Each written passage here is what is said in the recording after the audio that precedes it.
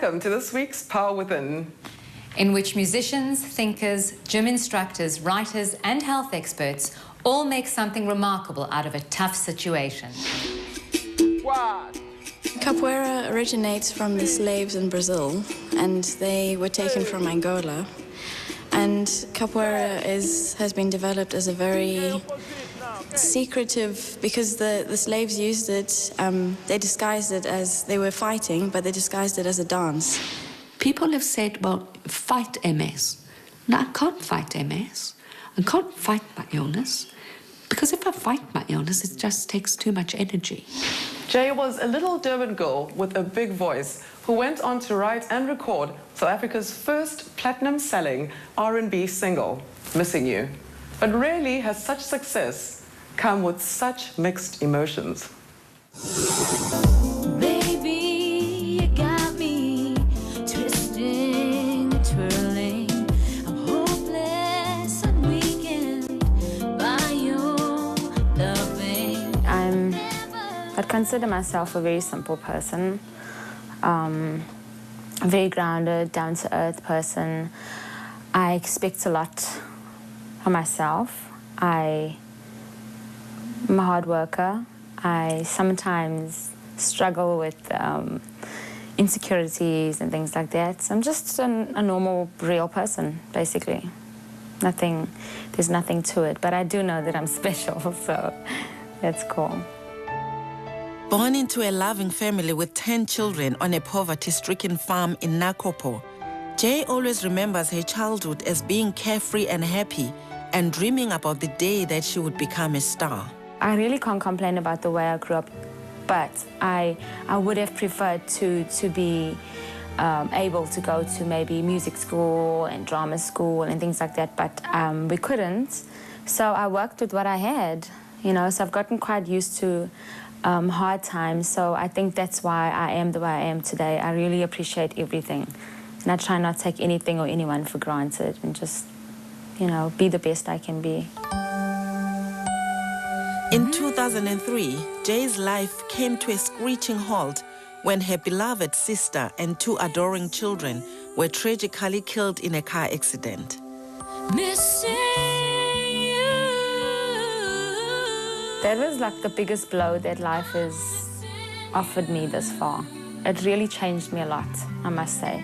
Sometimes I try to fight that fact, but it's really just, it's changed me in so many ways. I've become so much harder, and I've become so much more, in a weird way, more sure of myself, because my sister kind of instilled that in me, even though she was 2 years younger than me. You know, she always had that strength that I admired and I felt I didn't have.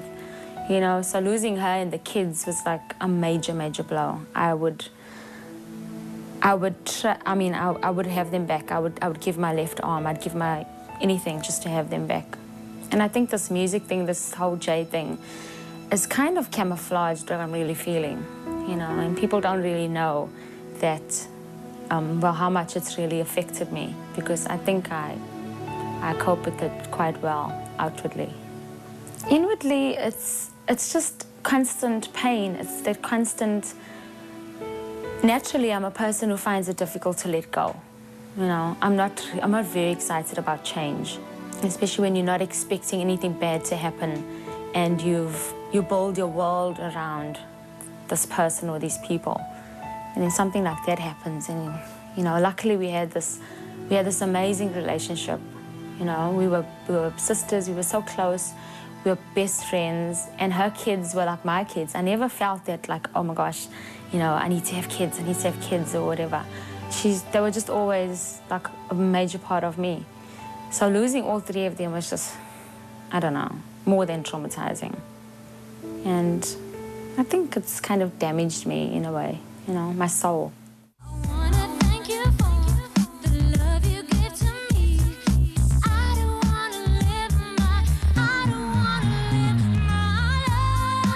The song Missing You was written for her sister and her sister's 2 children who died in a car accident. That was my wife and kids who died in the car accident. After they passed away, I didn't go back to work. I was literally wasting away. It's just so bizarre for me, because I mean, if you think about losing someone and then suddenly you write this song and suddenly becomes this hit, and then, I don't know, it just doesn't make sense to me really. Because I was about to quit my singing completely because I had been disappointed so many times.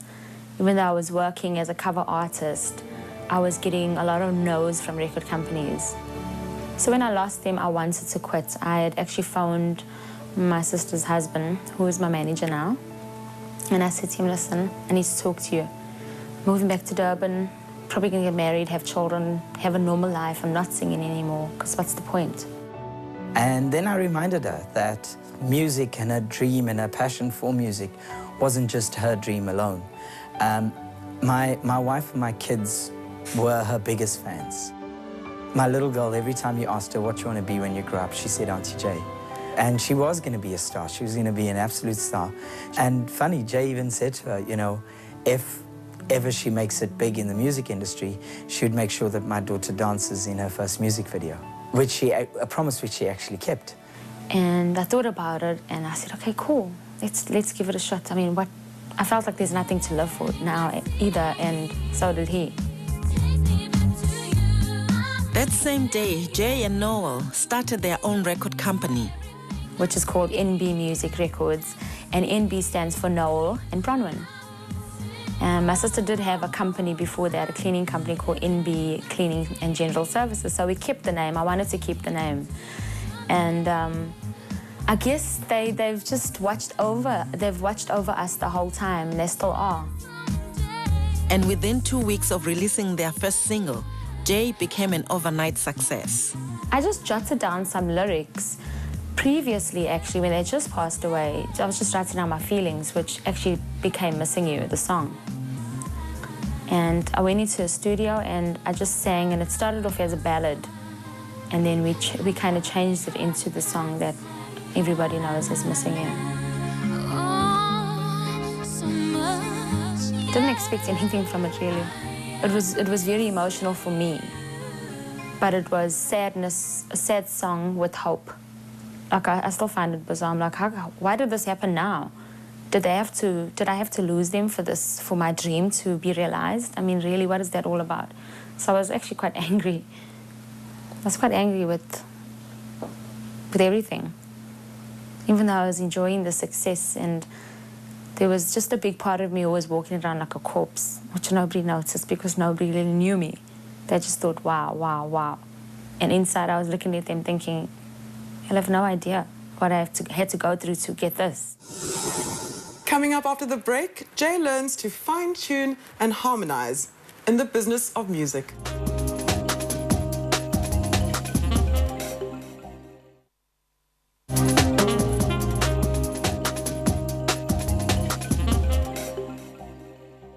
Now on The Power Within. A 50% partner in the record company she started with her brother-in-law, Jay's career has been a story of dynamic tension between her commercial success and her musical and personal growth. Within a short space of time, Jay became the first R&B artist in the history of South Africa to obtain platinum status for her single. And on top of it, also getting herself nominated for 3 SAMA Awards. And yes, I've got music out there, that's great, but I need to do so much more, I feel, to be called a celebrity. You need to earn it. On the outside, it seemed that Jay's life was finally on track, but with new challenges and obstacles. It's challenging because sometimes the business ideas, they don't match up with how I feel as an artist. You know, at the end of the day, Noel is my manager. He'll make the final decision if he thinks it's good for my career, and I might not like it as his partner for the company. So we're kind of working through those issues. We work through it quite well. I mean, I know him forever, so that kind of helps his family, and I think it's good to have somebody like that, someone you can trust with your career and as your business partner. I grew up not being sure of myself, you know? I was never told, oh, you're special and you this and you that. No, I didn't grow up like that. I grew up always feeling like, I don't know, I'm not sure. I can't, and I can't handle that attitude anymore. When I see people like that now, I just cringe. And I think, no, we have to, you have to get out of that. So, yes, I've grown a lot, but I still got a lot more growing to do because I still struggle with insecurities, daily, with things that people won't believe if they just see me. They think, I've got it all down. But that's not the way it is. That bounce, and you can just walk up in like a cross and vibe with the people. Pretend there's an audience. Doing the music videos, because we've got new artists now. We've got Can we do it Incha, again? the 11-year-old violinist. And I would say I'm kind of mentoring her, and I'm really, really, really loving it. Because I see myself going there, when I'm like really done with singing, or I'm like almost done. But I have a passion for that. I love to look at new talent and just to kind of nurture that and mold them into the best that they can be. I'm so passionate about it because I know how difficult it is to get yourself out there and how difficult it is to believe in yourself and just bring that wonderfulness out. If it's not nurtured, then it's going to go to waste. And I've seen too many wastes. That looks stunning. I like that. Makes me look taller, I think. And we want that. Yes.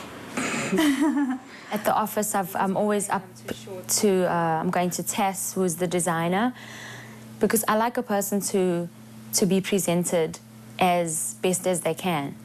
So the person is more comfortable, because I don't believe in manufacturing someone, an artist. You've got to be real. That's me, I just believe that. And then I put that over, and then on stage I just like rip it off and throw it once. Yeah. The real me is the simple person who loves to care about people. I always have a line that I've drawn for myself, and I find it challenging in this industry when people try to push me to cross that line in order to become more successful. I have major issues with that. I come across as maybe being stubborn or full of nonsense or whatever, but I don't care. It doesn't matter what you think, because, I know what I want and I know who I am. So it's going to be difficult for you to convince me. If I do end up doing it, I'm going to be really miserable doing it.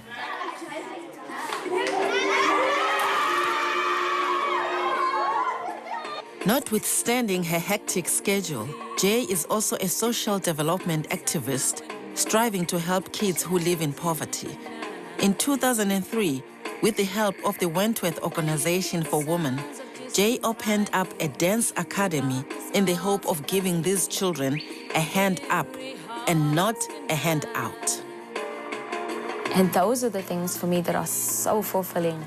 I love performing on stage, but at the end of the day, when you're off that stage, you've got to love who you are still. And you've got to feel that what you've done, other than performing, is making an impact, a positive impact on other people. And that is why I feel good about myself today. My African dream. There's a new tomorrow. My African dream is a dream. I want people who don't have the self-esteem today to grow up, to grow, to gain that self-esteem that I'm getting now in my life. Because I know how I felt previously. I thought I wouldn't become anything.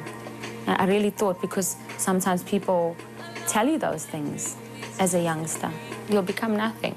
You're going to end up this and you're going to end up that because of the system. But it feels good to prove people wrong.